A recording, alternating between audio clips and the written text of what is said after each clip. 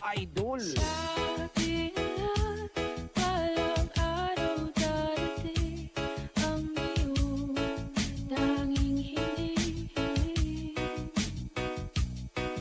At nung dumating ang aking panalangin ay hindi na maikunti ang pag-asang nahanap ko sa iyong mga mata at ang takot kung sakali ba ika'y mawala. Sandy Oliverio, the best. At ngayon, nandyan ka na, di mapaliwanag ang nadarama. Handa ako sa walang hanggan.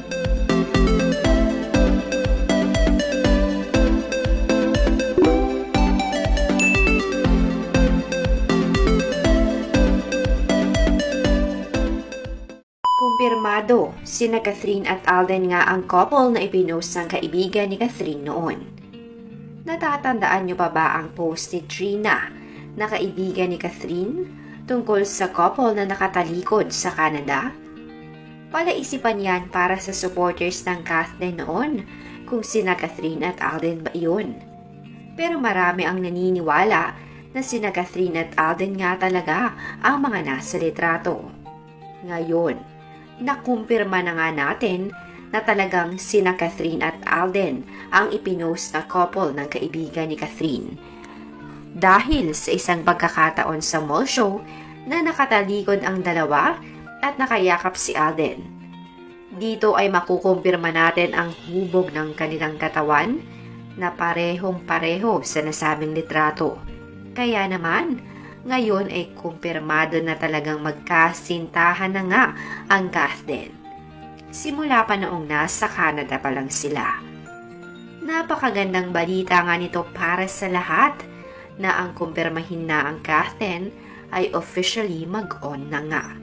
Bagamat hindi pa nila inaamin ito sa publiko, kaya naman para sa mga supporters, kumpirmado na nga na magkarelasyon na sina Catherine at Alden. At syempre, darating din ang pagkakataon na aaminin nila ito sa publiko.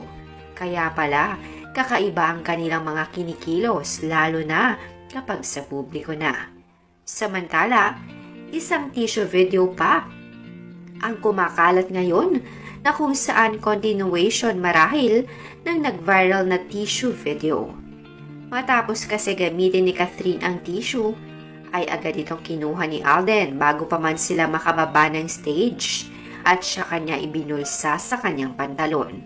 Kaya naman marami na naman ang kinilig sa ginawang action na iyon ni Alden. Samantala, Hello Love Again movie may plot twist pala. Kamakailan nga lamang ay napanood na natin ang short teaser ng Hello Love Again. Marami ang napaisip sa kwento at sa pagbabago ng pangalan ni Joy na naging Marie. Pero kailan lang din ay napanood natin ang full trailer ng pelikula at ang original soundtrack na ginamit dito. Dito napanood natin ang halos flow ng kwento ni na Joy at Ethan at kung ano nga ba ang nangyari sa kanilang dalawa. Kaya naman nagkaroon na tayo ng ideya. Pero alam nyo ba na may plot twist pala ang pelikula? Kung bakit umabot sa punto na hindi naging okay ang relasyon ni na Joy at Ethan? Ayon sa mga analyzation, ang huling napag-usapan ni na Joy at Ethan at ang pangako nila sa isa't isa noong sa Hello Love Goodbye pa, ang pangako ni Ethan ay hindi niya sasayangin ang tiwala na binigay ni Joy sa kanya para ayusin ang kanyang buhay at maging successful ang bar na itatayo niya. Ang pangako naman ni Joy kay Ethan ay hindi niya sasayangin ang pagkakataon na binigay ni Ethan para tuparin niya ang kanyang mga pangarap na magkalayo sila. Sa napanood natin sa trailer ng Hello Love Again, natupad ang pangarap ni Joy na maging nurse sa Canada. Pero sumunod si Ethan sa Canada. Maaaring dahil na rin sa nagdaang pandemya dahil 5 years silang hindi nagkita ni Joy. Maaaring hindi naging successful ang bar na itinayo ni Ethan sa Hong Kong, kaya naman nabaon siya sa utang. Kaya kailangan niyang magpunta sa Canada para magtrabaho at mabayaran ang mga utang at matustusan ang pangangailangan ng kanyang pamilya na naiwan. Sa sobrang focus ni Ethan na maging maayos ang buhay niya at ng kanyang pamilya, ay mukhang nakalimutan na niya ang pangako niya kay Joy at nawalan na siya ng oras. Kaya naman ang kataga ni Joy ng mga pangakong napako ay maaaring maikonekta natin dito. Marami tayong pwedeng isipin at maging analyzation sa kwento. Pero mas mainam pa rin na pag-ipunan natin ang pagbili ng tiket ng pelikula para makapanood tayo at malaman natin ang tunay na nangyari sa istorya ni na Joy at Ethan. Kaya naman, malalaman natin lahat ng mga analyzations natin sa pelikula kung tama o totoo kapag napanood na natin ito sa mismong araw ng showing. Samantala, bago ko tapusin ang video na ito, ikaw na nanonood ngayon, ano ang iyong analyzation sa napanood mong trailer ng pelikula? Ano nga kayang nangyari kina Joy at Ethan? Comment down below. Idol. Sabi nila, walang araw darating ang iyong tanging hinihiling. At nung dumating ang aking panalangin ay hindi na maikunti. Ang pag-asang nahanap ko sa iyong mga mata at ang takot kung sakali ba ika'y mawawala. Sandy Oliverio, the best. At ngayon, nandyan ka na, di mapaliwanag ang nadarama. Handa ako sa walang hanggan, di ba sabi, di ka sasaktan.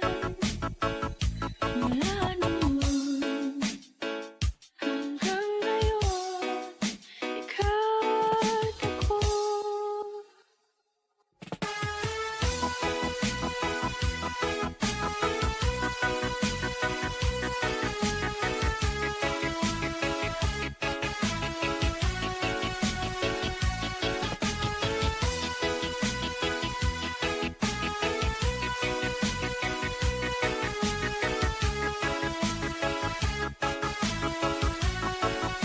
Sandy Oliverio, the best.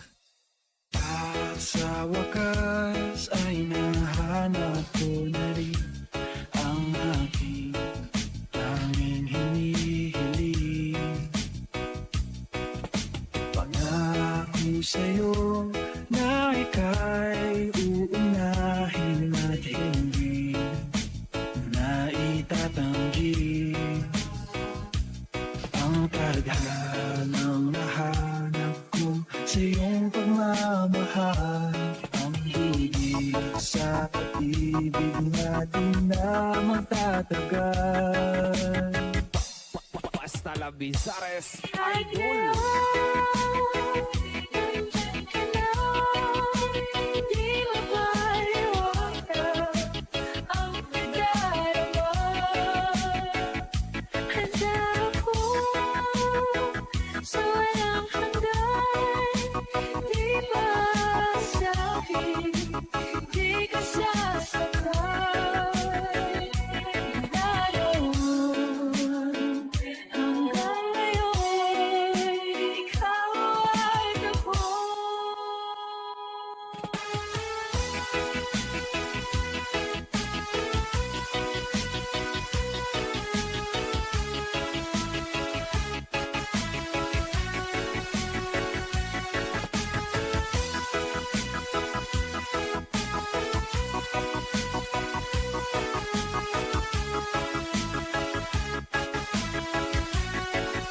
Sandy Oliverio, the best.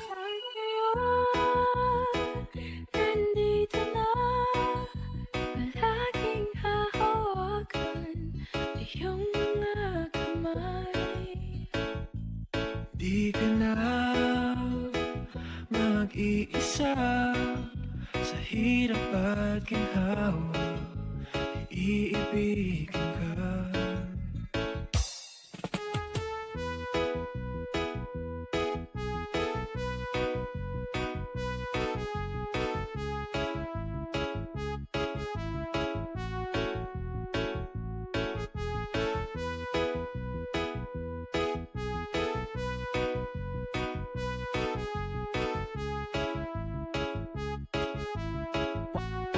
Hasta la Bizares Idol.